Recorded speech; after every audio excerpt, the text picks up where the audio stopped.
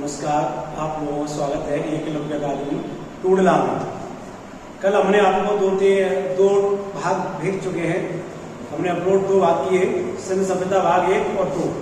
जिन लोगों ने वो भाग नहीं देखे हैं वो भाग देखे पहले। अब हम तीसरा भाग आपके सामने लेके आए हैं। अब तक हमने आपको सिंधु सभ्यता में पढ़ाया कि सिंधु सभ्यता में कौन कौन से स्थानों की खुदाई किस किस नदी के किनारे की पहले भाग में पढ़ाया, विस्तार क्या था सिंधु सभ्यता का वो पढ़ाया। दूसरे भाग में किस स्थान से क्या मिला उसके बारे में हमने चर्चा की। तीसरे भाग में हम चर्चा करेंगे कि सिंधु सभ्यता में लोगों का जीवन कैसा था। लोगों का जीवन कैसा था इसके बारे में चर्चा करेंगे।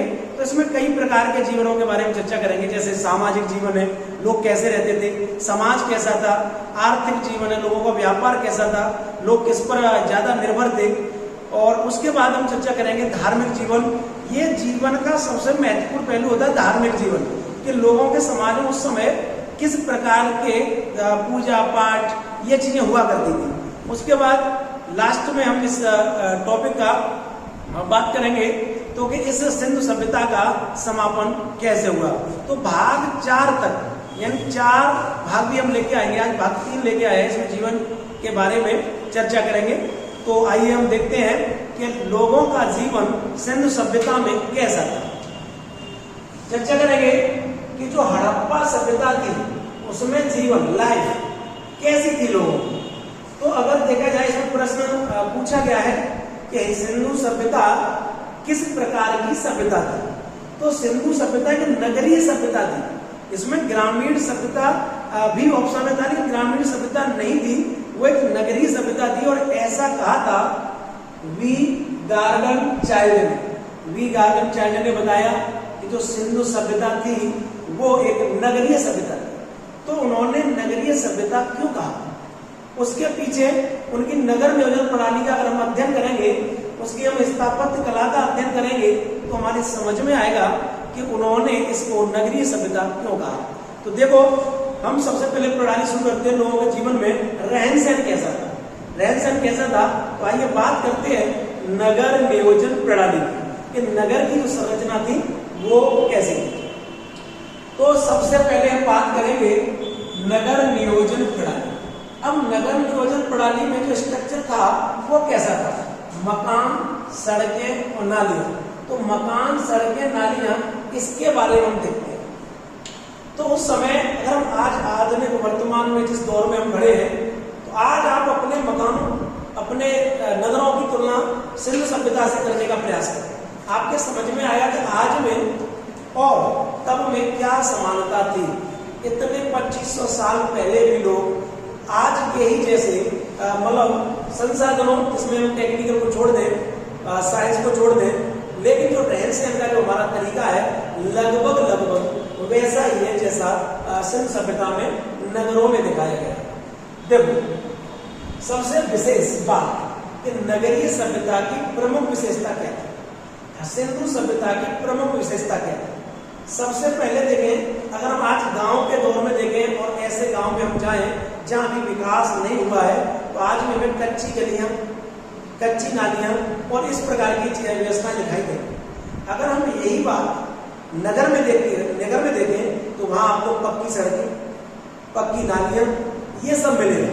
तो सिंधु सभ्यता में अगर हम सड़कों की बात करते हैं तो वहां सड़कें चौड़ी पक्की थी और सड़कों का जो आकार था वो एक समकोण पर काटता हुआ, यानी सड़कें चौराहा मतलब चौराहा एक प्रकार से बनाती थी। तो सड़कें कैसी थी सिंधु सभ्यता में, चौड़ी, पक्की और समकोण पर काटती हुई। इस समकोण पर काटने के कारण इसको ऑक्सफोर्ड सर्कस का नाम दिया गया है। तो ऑक्सफोर्ड सर्कस सिंधु सभ्यता में किसका नाम पड़ा है, वो है सड़कों का समकोण पर काटना। तो सिंधु सभ्यता की पहली विशेषता, तो सिंधु सभ्यता की पहली विशेषता है कि चौड़ी एवं समकोण पर काटती हुई सड़कें, जो कि हमें आज अपने नगरों में भी दिखाई देती है। तो इस लक्षण से, इस प्रकृति से यह समझ में आता है कि सड़कें चौड़ी होने के कारण नगर जैसा रहा होगा, इसलिए नगरीय सभ्यता का यह प्रमुख कारण माना गया है सड़कें चौड़ी हो। दूसरी बात करते हैं कि जो सड़कें थी उनके बगल में नालियां बनी होती थी। जैसा कि आज आप देख रहे हो, सड़क के बगल में नाली बनाई जाती है, बड़ी सड़कें बड़े नाले बनाए जाते हैं, तो सड़कों के बगल में नालियां बनी। ये नालियां पक्की होती थी। कई ऐसे स्थान मिले हैं जहां नालियां ढकी हुई पाई गई। तो ढकी हुई पाई जाना, जो ढकी हुई नालियां पाई गई है, इससे एक और विशेषता सिंधु सभ्यता की नजर आती है, और वो है कि सिंधु सभ्यता में स्वास्थ्य एवं स्वच्छता प्रमुख लक्षण। यानी अगर हम बात करें, नालियां पक्की होती थी और कहीं कहीं नालियां ढकी हुई पाई गई है। तो जब नालियां ढकी हुई पाई गई है, तो इसके कारण सिंधु सभ्यता में स्वास्थ्य एवं स्वच्छता पर विशेष ध्यान दिया गया है। तो सिंधु सभ्यता की अगर विशेषता देंगे तो विशेषता आती है स्वास्थ्य एवं स्वच्छता। तो सिंधु सभ्यता के लोग स्वास्थ्य और स्वच्छता पर विशेष ध्यान देते थे, ऐसा समझ में आता है। अब बात करते हैं, ये नालियों में जो ईंटें लगी होती थी वो कन्नीदार ईंटें लगी, टेढ़ी ईंटें लगी होती। अगर हम कभी देखा हो गांव में जाकर, पुराने भी जो गांव होंगे उनमें जो नालियां बनाते हैं वो नालियों में टेढ़ी ईंटें लगाते हैं। हालांकि अब तो विकास हो गया है, साइंस टेक्नोलॉजी आगे बढ़ गई है, तो आरसीसी सीमेंट वगैरह से नालियां बनाई जाती है ईंटें लगाकर, तो दिखाई नहीं देती ना हमने ईंटें कैसे लगी है। लेकिन आज भी अगर आप देखो किसी की मतलब बाउंड्री वॉल हो रही हो जो छोटी पार्क टाइप में, तो वहां भी कन्नीदार ईंटें लगाई जाती। तो कन्नीदार ईंटें नालियों में लगती थी। अब ये नालियों की बात की, नालियां पक्की होती थी, ढकी होती थी, इस वजह से स्वास्थ्य एवं स्वच्छता पर सिंधु सभ्यता में विशेष ध्यान दिया, ये इसकी विशेषता है। सड़कें चौड़ी एवं समकोण पर काटती होती थी, जिसे ऑक्सफोर्ड सर्कस नाम दिया गया है। अब हम बात करते हैं मकान सिंधु सभ्यता में कैसे बने। अगर सिंधु सभ्यता के दो नगर ले हम, हड़प्पा और मोहनजोदड़ो, तो हड़प्पा और मोहनजोदड़ो जो हमारा मतलब दो प्रमुख स्थल है सिंधु सभ्यता के, उन दोनों में बड़े बड़े मकान पाए गए, यानी बड़ी बड़ी संरचनाएं मकानों की पाई गई हैं, जिनको कमरों को कोठार कहा जाता था। आगे हम समझाएंगे, जब अन्नागार समझाएंगे तो उसमें समझाएंगे कोठार कहा जाता था। तो मोहनजोदड़ो हड़प्पा से भी अच्छी इमारतों वाला स्थल था। तो अगर पूछा जाए कि सबसे अच्छी इमारतें, सुंदर इमारतें किस स्थल से मिली है, तो वो मोहनजोदड़ो से मिली। अब मकानों की क्या विशेषता है, आप हड़प्पा सभ्यता को आज के दौर से तुलना करके पढ़िए, तो आपको अलग से एक रुचकर लगेगा कि आप कल्पना नहीं कर सकते कि 2500 साल पहले भी लोगों ने ये सोच लिया होगा कि मकानों की संरचना लगभग जैसी आज है वो 25 साल पहले की। देखो कैसे मकानों की संरचना थी, वो हम आपको समझाते हैं। अंतर आज के में मकानों में और पहले के मकानों में जो अंतर था, वो एक विशेष अंतर ये था कि आज के जो गेट हैं, दरवाजे, खिड़की, आप जानते हो कोई भी व्यक्ति मकान बनाए तो सड़क के किनारे बनाएगा, और सड़क के किनारे अगर मकान बनाएगा तो उसके जो गेट होगा वो हमेशा सड़क की ओर खोलेगा। लेकिन सिंधु सभ्यता में ऐसा नहीं था। सिंधु सभ्यता में सड़क की तरफ वो एक दीवार, सादा दीवार लगाते थे जिसमें कोई खिड़की नहीं, दीवार मतलब गेट उल्टा लगाते थे, यानी जिस तरफ सड़क नहीं होती थी उसके विपरीत गेट लगाते थे, यानी सड़क जिस तरफ होती थी उसके विपरीत गेट और खिड़की लगाते थे। तो दोनों में, आज के में और सिंधु सभ्यता में मकानों में पहला अंतर क्या समझ में आया? पहला अंतर हमारा यही समझ में आया कि उस समय मकानों में गेट और खिड़कियां सड़क के विपरीत साइड लगती है। तो हम जैसे हमने इसमें ड्रॉ किया है कि आप देखो ये मकान का हमने प्रारूप बनाए हैं जो सड़क के सहारे, तो सड़क के सहारे दीवार लगती है, एक सिंपल दीवार, कोई खिड़की नहीं। सड़क के विपरीत साइड में खिड़की और गेट होता था। अब आज के मकान में देखो, आज के मकान में आप जैसे मकान में एंटर करोगे आपको मतलब शौचालय मिलेगा, स्नान घर मिलेगा, बाथरूम मिलेगा और किचन मिलेगी। तो आज के घरों में मुख्य अगर देखे जाए विशेषता, आज के घरों में विशेषता पूछे कि आज के घरों की विशेषता बताओ, आज लोग मकान कैसे बनाते हैं? तो आज मकान कैसे बनाते हैं? गेट और खिड़की सड़क की तरफ, उसके अंदर आप गेट मकान के अंदर जाओगे तो उसी में आपको लैट्रिन, बाथरूम, ठीक है, और किचन, ये सब आपको मिलेंगे। तो जो आज अगर हम देखें उस समय, तो उस समय भी यही था कि शौचालय, स्नानघर और रसोई घर उस समय भी मकानों में बने होते। तो आप इस सोच के देखो 2500 साल पहले लोग ये समझ चुके थे और लोगों ने संरचना बनाई थी, वो इस प्रकार से बना दी थी। अब आगे देखते हैं कि इसमें बीच में एक आंगन होता था और आंगन के बगल में एक कुआं होता था। तो हर जगह सिंधु सभ्यता में कुआं नहीं मिला, हर जगह सिंधु सभ्यता में कुआं नहीं मिला, लेकिन कालीबंगा में कुआं मिला।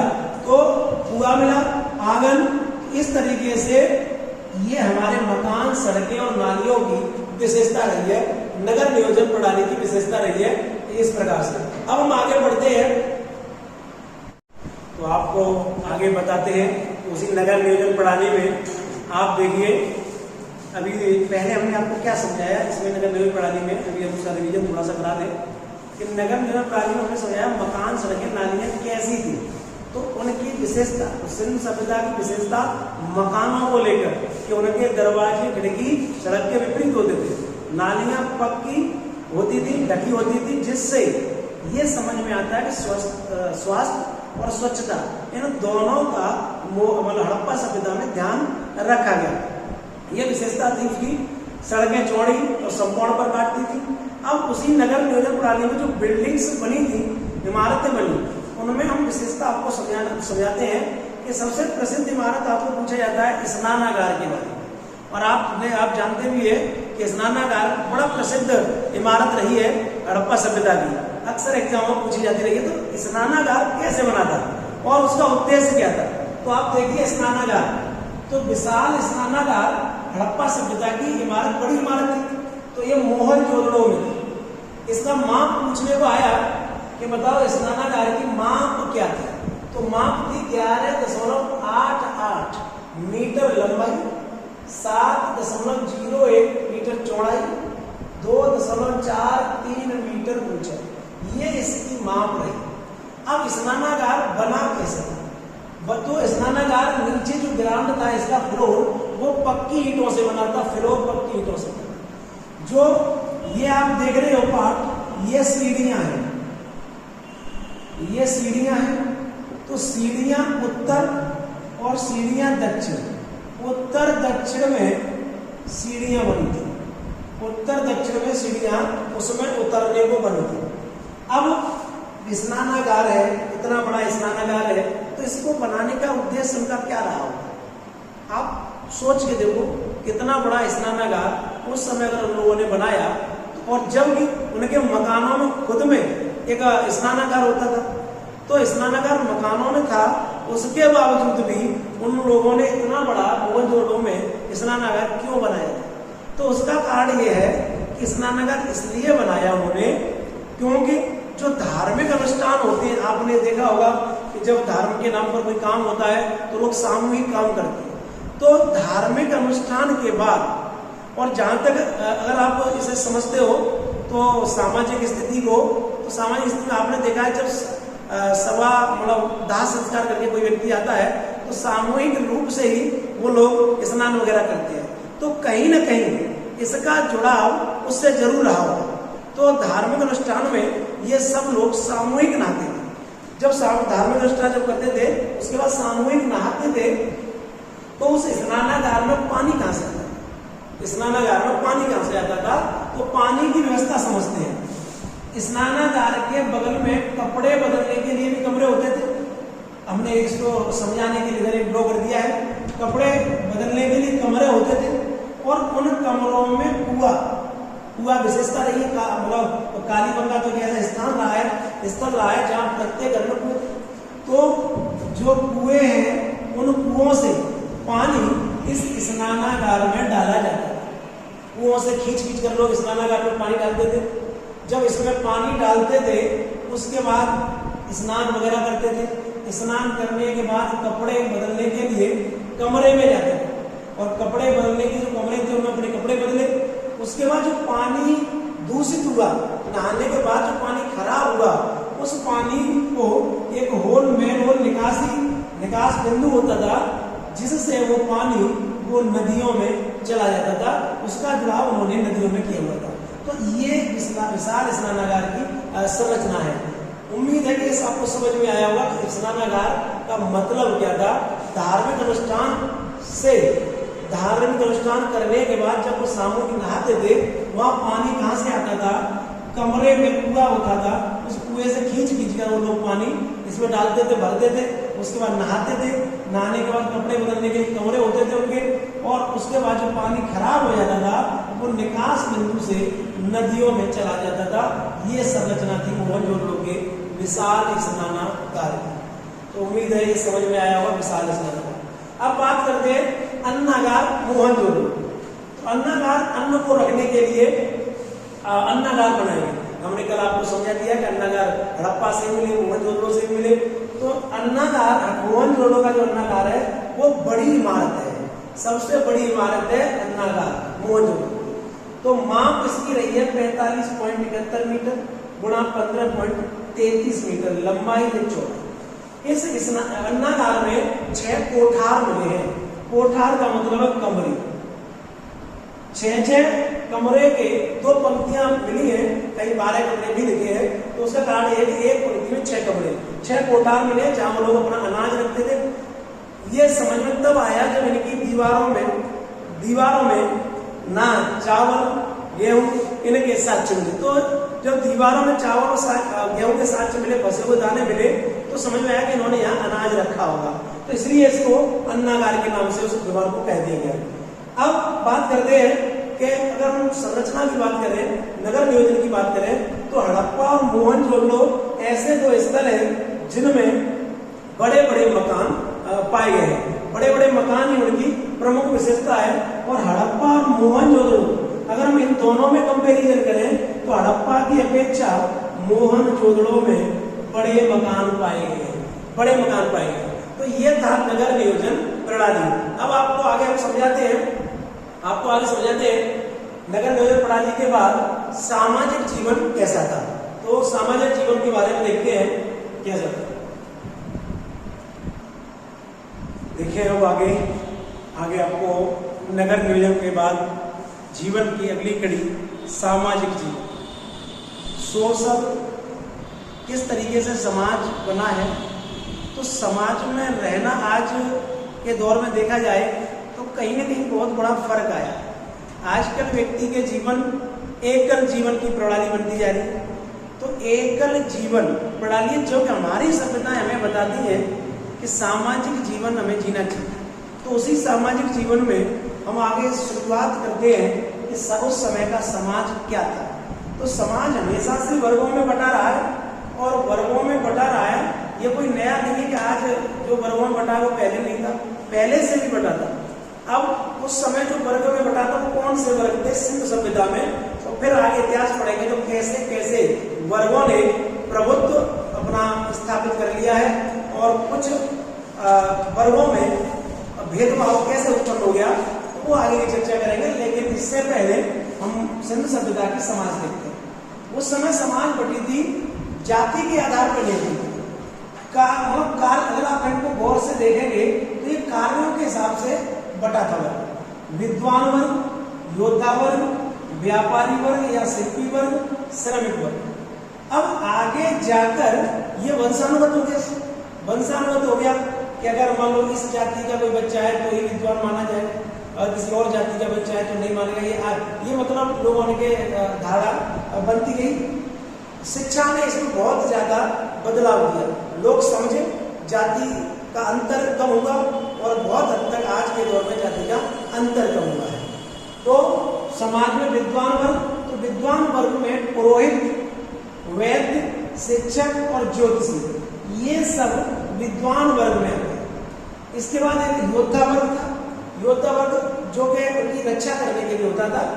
व्यापारी वर्ग, शिल्पी वर्ग और श्रमिक वर्ग, ये मजदूर, ये वर्गों में बटा था।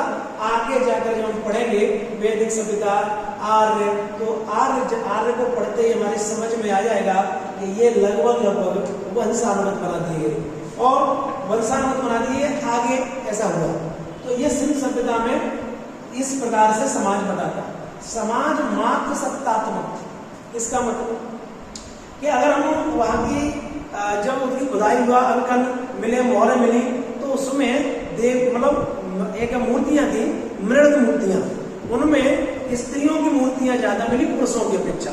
तो और जो भी पूजा स्थल हुआ करते थे, मातृ देवी की पूजा करते थे लोग, धरती की पूजा करते थे, क्योंकि धरती को उर्वरा की देवी मानते थे वो लोग।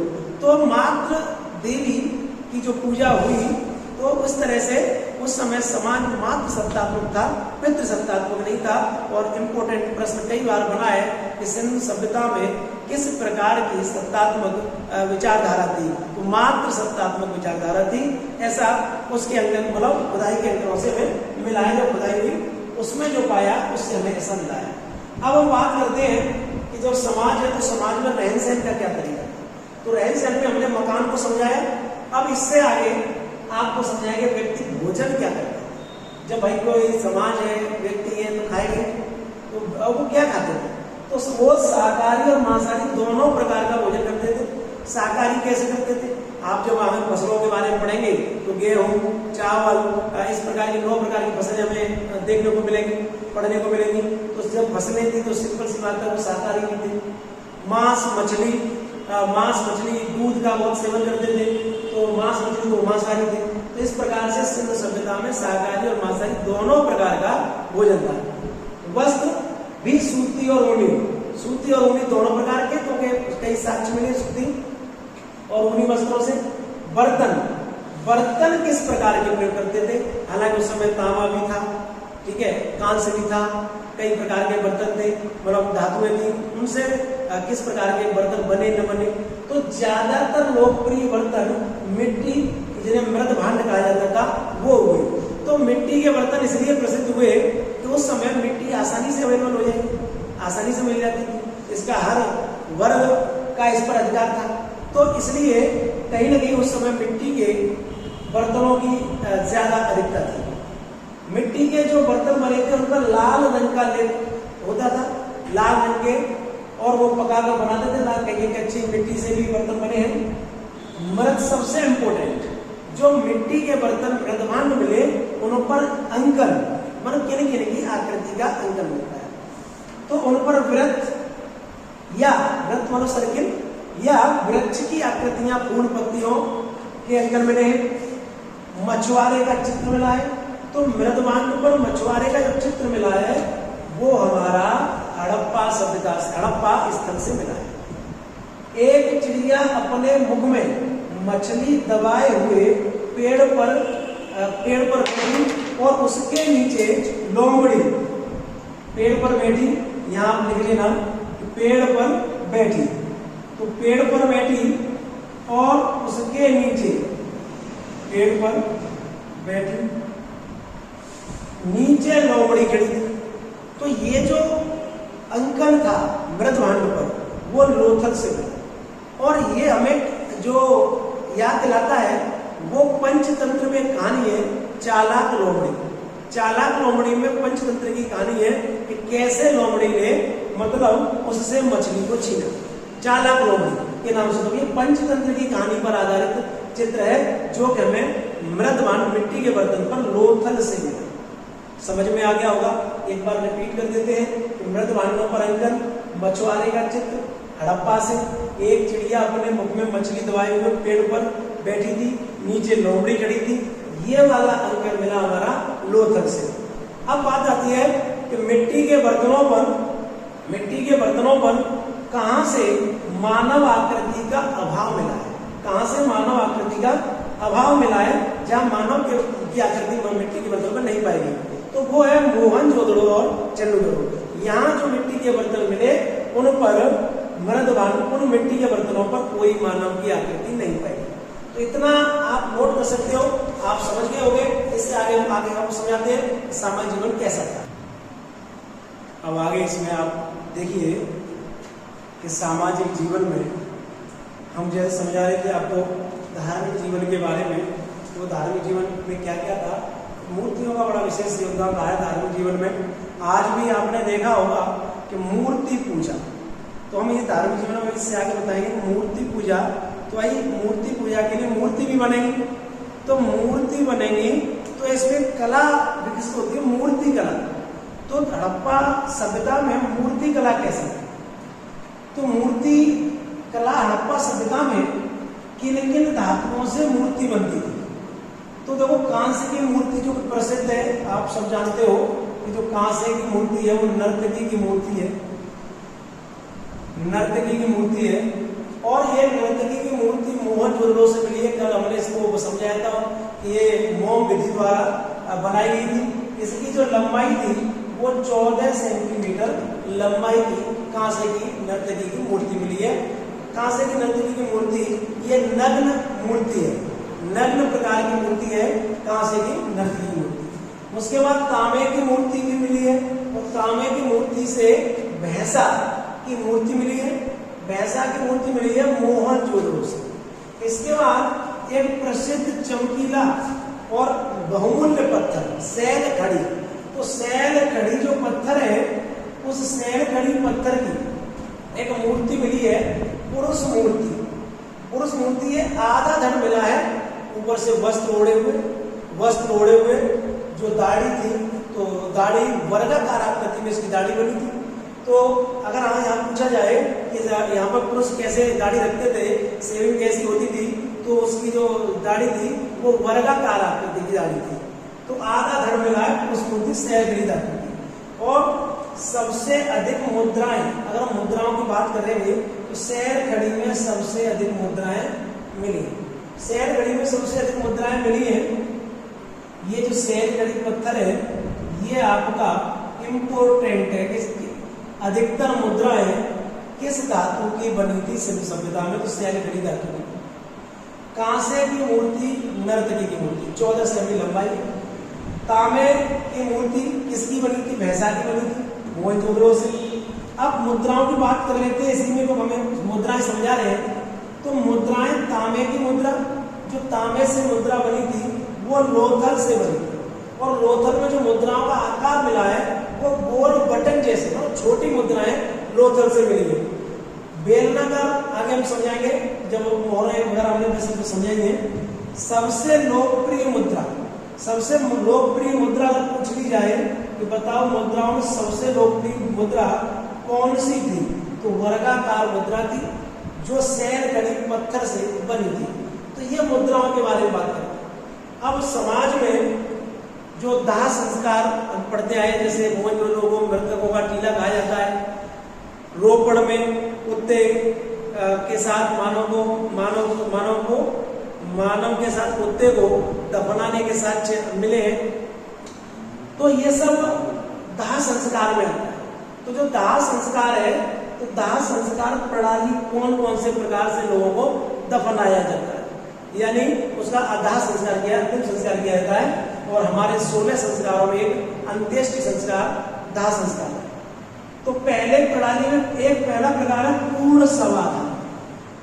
पूर्ण समाधान ये सबसे लोकप्रिय प्रणाली थी। सबसे ज्यादा दाह संस्कारों में लोकप्रिय प्रणाली थी तो पूर्ण समाधान। और पूर्ण समाधान में क्या किया जाता था कि लोगों को कब्र में दफनाया जाता। ये सबसे ज्यादा लोकप्रिय प्रणाली थी, मतलब दाह संस्कार। दूसरी प्रणाली थी आंशिक समाधान। जो आंशिक समाधान है ये किस प्रकार की प्रणाली थी? इसमें जो लोगों की मृत्यु हो जाती थी, जो लोगों की मृत्यु हो जाने के बाद इसमें लोग बॉडी को जंगलों में रख देते थे। आंशिक समाधान में मरने के बाद व्यक्ति की बॉडी जंगलों में रख देते थे, तो उसके जो शरीर से मांस, स्किन, इन सबको जीव जो जानवर थे वो खा जाते थे। उसके बाद सिर्फ हड्डियां, कंकाल शेष रह जाएगा और उस कंकाल को दफना देते थे। ये है आंशिक समाधान। उम्मीद है आंशिक समाधान समझ में आया होगा। इस आंशिक समाधान क्या था? व्यक्ति की बॉडी को जंगल में रख देते थे, जंगल में रखने के बाद उनको जीव जो जानवर थे जंगलों में रहने वाले वो खा जाते थे। उसके बाद हड्डियां बचती थी, उन हड्डियों को वो दफना देते थे। ये आंशिक समाधान की तो इसमें प्रचलित था। दाह संस्कार, इसमें व्यक्ति को चिता में जला दिया जाता था। तो जब जलाया जाता था तो आज भी वही प्रणाली है, गांव में आपने देखा होगा अपने आसपास के माहौल में देखा होगा कि लोग जलाते थे तो उत्तर की तरफ सिर और मतलब जो उत्तर है उसकी तरफ सिर रखते थे। जब उत्तर की तरफ सिर रखते थे तो आज भी उत्तर की सिर्फ सिर और दक्षिण की तरफ पैर, ये दाह संस्कार की प्रथा। अब दाह संस्कार प्रथाएं कुछ अलग अलग प्रथाएं हैं। सबको दफनाने की प्रथा हड़प्पा से मिली है और सबको जलाने की प्रथा, दाह संस्कार की प्रथा मोहनजोदड़ो से मिली है। इसके बाद लोथल में युगल समाधान मिला है, जहां पर युवक युवतियों को एक साथ दफना दिया जाता था, तो युगल समाधान मिला है। इससे कहीं पे आप देखोगे कि सती प्रथा, तो सती प्रथा का उल्लेख वैसे तो यहाँ नहीं मिला है, लेकिन अगर इसको पढ़ेंगे तो कहीं ना कहीं ये डाउट होता है कि हो सकता है कभी वहां सती प्रथा रही हो, लेकिन उसका स्पष्ट कहीं वर्णन नहीं है। अब इससे आगे आपको समझाते हैं कृषि, तब तक आप इसको नोट कर लें। आगे आपने नोट कर लिया होगा और आपके समझ में भी आ गया होगा कि हमने किस तरीके से सामाजिक जीवन को आपको पढ़ाया। अब उसी सामाजिक जीवन में हम बात करते हैं कि व्यक्ति के आर्थिक जीवन की। तो सिंधु सभ्यता में आर्थिक जीवन बड़ा इम्पोर्टेंट तब भी था, आज भी है। अर्थव्यवस्था, भाई ये तो अर्थव्यवस्था, जो पैसा आप सभी जानते हो जीवन जीने के लिए कितना जरूरी है। तो अर्थव्यवस्था सिंधु सभ्यता में कृषि पर आधारित थी, व्यापार एवं उद्योग पर आधारित थी, और उसी में पशुपालन भी कृषि का हिस्सा था। तो ये तीनों पर आधारित हमारे उस समय की अर्थव्यवस्था थी। तो कृषि पर आधारित अर्थव्यवस्था, तो सिंधु सभ्यता की जो अर्थव्यवस्था थी वो कृषि आधारित थी। बात हम कृषि की करते हैं, खेती की करते हैं, तो कृषि में उस समय जो रबी की फसल हुआ करती थी, रबी की फसल आज आप जानते हो रबी, जायद, खरीफ, 3 प्रकार की फसलें होती हैं। तब भी थी यही तीनों प्रकार की। तो रबी की फसल की बुआई अक्टूबर नवंबर में होती थी। आज आप देखो तो आज भी रबी की फसल की बुआई, गेहूं है, जो है, सरसों है, ये सब कब बोया जाता है? अक्टूबर नवंबर। काटा कब जाता है? मार्च अप्रैल। तो ये उस समय भी था। सिंचाई की जो व्यवस्था है, आज नलकूपों से सिंचाई का परसेंट ज्यादा है। नलकूपों से सिंचाई बहुत ज्यादा होती है, कहीं तालाबों से होती है। हम आज की बात करें तो तालाबों से सिंचाई तमिलनाडु में आज भी हो रही है। तो तमिलनाडु में तालाबों से आज भी सिंचाई हो रही है। यूपी की बात करें तो नलकूपों से सबसे ज्यादा सिंचाई होती है। उस समय नलकूपों की तो व्यवस्था नहीं थी। टेक्निकल मालूम 25 साल पहले ये सब कोई व्यवस्था नहीं थी, आप जानते हो इस बात को। लेकिन उस समय सिंचाई वो तालाब से करते थे, कुओं से करते थे, नदियों से करते थे। उस समय भी तालाब से सिंचाई सबसे ज्यादा लोग करते थे, जलाशय से सिंचाई करते थे, नदियों से करते थे उसमें। अब इसमें आप देखोगे जो खेती है, कृषि है, तो उस समय कितने प्रकार के साक्ष्य मिले खेती के। तो फसलों के 9 प्रकार मिले, गेहूं, जौ, सरसों, राई, तिल। अगर गेहूं, जौ, सरसों, राई ये सब आप देखोगे तो रबी की फसल है। तिल, मटर, चावल, बाजरा, कपास पर आप आ जाओ, और कपास से इंपोर्टेंट प्रश्न बनता है कि कपास सबसे पहले, अगर कपास का उत्पादन का श्रेय अगर किसी को जाता है तो हड़प्पा सभ्यता वालों को किसका श्रेय जाता है? कि कपास उत्पादन सबसे पहले हड़प्पा सभ्यता के लोगों ने किया था। किसने किया था? हड़प्पा सभ्यता के लोगों ने कपास का उत्पादन सबसे पहले किया था। इस बात का प्रूफ क्या है कि हड़प्पा सभ्यता के लोगों ने किया था?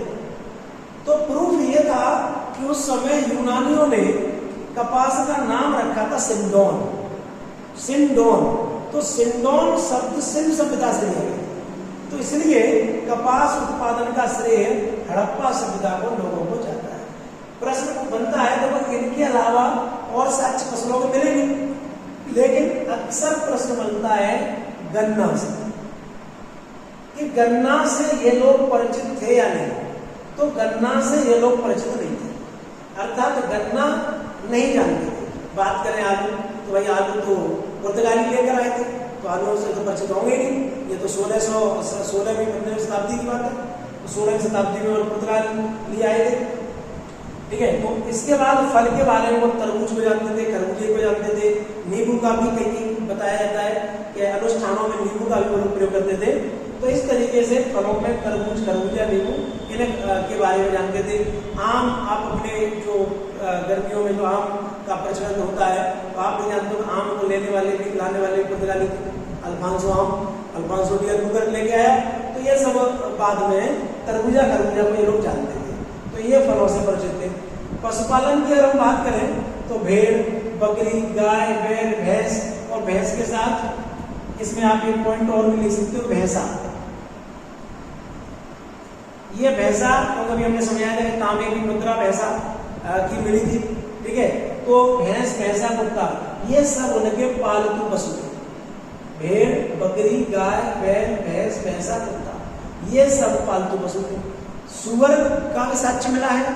तो जो सुअर के बारे में ये उनका पालतू और जंगली दोनों प्रकार का पशु है। हाथी, ऊंट, आज भी अगर सुअर को देखेंगे तो जंगली भी सुअर है और पालतू भी है। हाथी, ऊंट, इसके बाद गधे। तो गधे से इम्पोर्टेंट प्रश्न है, बहुत कम लोगों ने पढ़ा हुआ ये, उम्मीद करते हैं कि बहुत कम ही लोग जानते होंगे कि गधे का प्रमाण कहां से मिला। तो गधे का प्रमाण हड़प्पा स्थल से मिला था। तो गधे के बारे में भी वो लोग जानते थे। इम्पोर्टेंट प्रश्न यहाँ जिस तरीके से हमने करने का बताया उसी तरीके से शेर, क्या वो शेर को जानते थे? तो सिंधु सभ्यता के लोग शेर से परिचित नहीं थे। अब इस अर्थव्यवस्था के बारे में हमने आपको समझाया, पशुपालन के बारे में समझाया, कृषि के बारे में समझाया, व्यापार एवं उद्योग। अब ये हम अगली सीरीज भाग 4 लेकर आएंगे, उसमें आपको हम व्यापार एवं उद्योग के बारे में, धार्मिक जीवन के बारे में और सिंधु सभ्यता कैसे समाप्त हुई इस बारे में बताएंगे। तो इस तरीके से हमने सिंधु सभ्यता के 4 भागों में सिंधु सभ्यता को समाप्त करेंगे। तो ये आप लोगों को समझ में आया, उम्मीद करते हैं। तो आप नोट कर लें, मिलते हैं अगली वीडियो में।